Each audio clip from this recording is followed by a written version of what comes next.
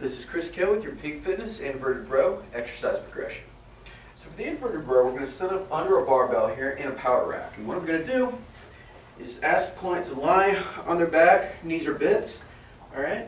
Raise their hips up into the air. I want the hips in line with the chest here. I ask the client to form a table so everything's in line. Pull the chest to the bar, pause for 1 or 2 seconds, and come back down.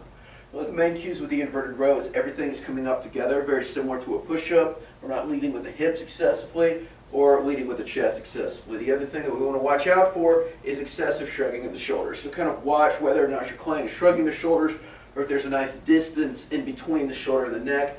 Tuck the elbows in, and really those are the important form cues. So for our first progression, we would go bent leg. Once the client is able to do that with good form, we're just going to ask them to straighten their legs out, toes pointed back towards me, chest up, chest to the bar, pause at the top for 1 or 2 seconds, and come back down. All right, our next level from here would be to put the feet up on a box, chest up in the air, pause at the top, and come back down.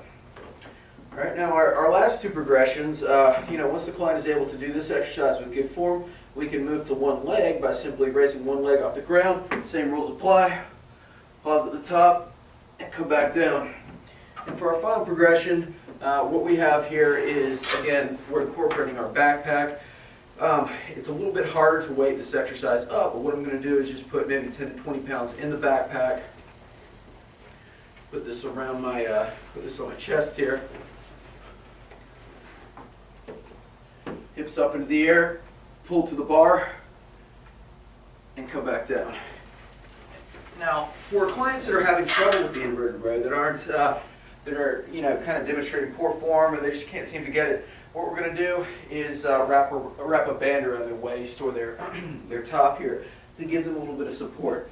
Now our bands go from, we would attach the band to the top of a barbell here, the top of a power rack, and just let it hang down. I'd ask the client to step through, and then I'm just going to come into the band like this, put it around my waist. Now with this, like the client, actually, put it the other way here, but our bands come from, start at kind of a bigger level, and they go to this middle size here that I'm putting on, and then we finish up with a smaller band, and we would move in that fashion. So if it's a client that has really poor strength, we're going to start with the largest band, kind of go through our inverted row progression, maybe do a bent leg version, then a straight leg version, and then go back to a lighter band or body weight. So what I'm going to do, the band's giving me a little bit of assistance here. It's pulling me up. Same rules apply. Chest to the bar, pause at the top, come back down. This makes it a lot easier, and this is really going to help clients who suffer with just repetitively poor form to clean that up correctly. And that is your Peak Fitness Inverted Row Progression.